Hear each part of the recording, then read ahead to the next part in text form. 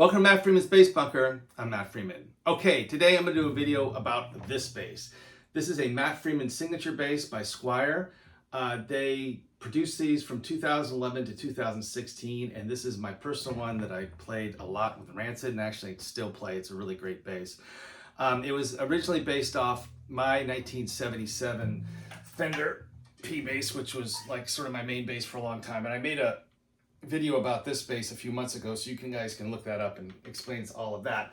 But yeah, the reasoning behind this was Fender came to me. They wanted to do a Matt Freeman signature. They wanted to do Squier, which is their entry-level model, which I thought was great because it'd been low cost. They were under $500 back then. I don't know what they are now. There's a couple interesting points about this bass. I'll go into the close-up, but this one was mine.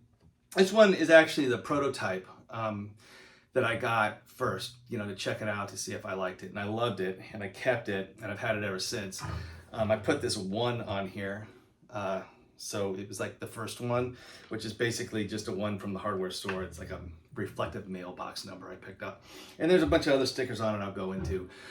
But yeah, this thing is a good P bass, man. These things always held up. I mean, I played a lot of shows with this, and it doesn't really have, it has some dents on it from dropping it or, bumping into stuff, but otherwise it's in really good shape. It sounds great. It sounds like a really just good punchy P bass. If anything, I think it's a little more punchy than the 77. I think a lot has to do with that bridge they have on this thing, but I'll go into that in a minute. But yeah, like I said, this one was modified. I played this was bone stock until after about 2013. Rancid went on a tour. And when I got it back, we ship our gear out. And when I got it back, something had happened to it, and we never could figure out what it was. Maybe a heat change or something in shipping, or it got dropped. But the neck was twisted when I got it, and it was twisted, and you could never get it in tune. So Fender was nice enough to make me a new neck. Brian Thrasher down at Fender Research and Development made me a new neck, but it's a little different than the stock necks. So you could get these in white, and you could get them in black. And I actually have a black one right here. And this is really cool because they did black on black. A lot of times with Fender, they'll do a black body on a white pick plate, but this is black on black.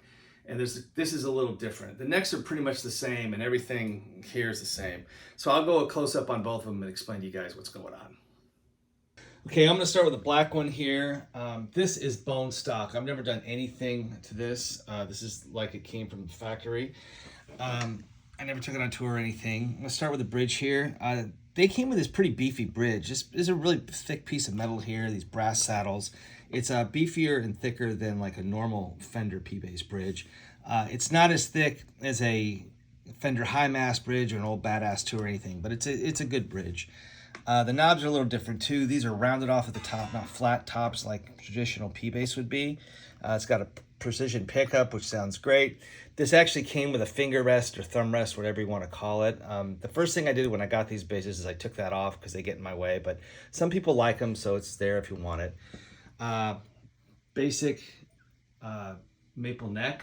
It's a really good neck. It's not too thick, not too thin. It's just, just a really good playing neck. The thing about these is they actually have access to the truss rod on top.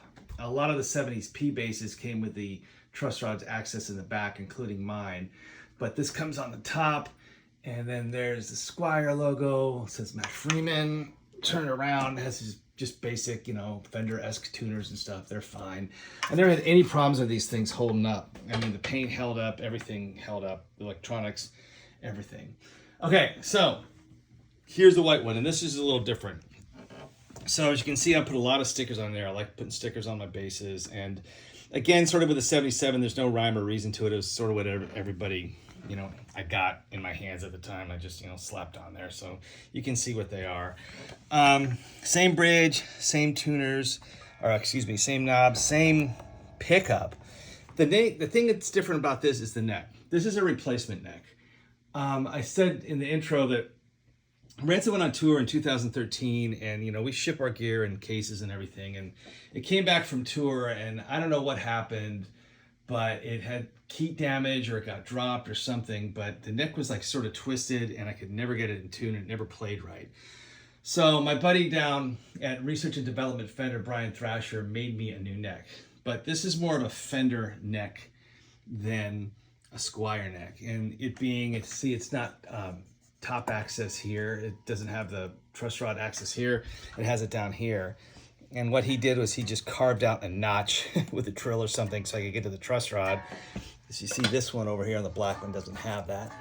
He also put these Fender tuning pegs on it, which is probably what he had laying around the shop at the time. I don't know, I should probably ask him. But yeah, the paint's the same. Like I said, this was a prototype. All the white ones have the same color, and it's not, you know, it's a sort of an off-white, yellow-white, I guess you'd call it. But it's really close to like my 77 Fender. I mean, it's not exact, but it's definitely a little different, not your basic Fender white. Yeah, so there you go. Okay, so there you go, a little history on the Matt Freeman signature bass. Let me know down in the comments what you guys want to see on the channel, any ideas you guys had. I'd love to hear them. And again, thanks for watching. I really appreciate it.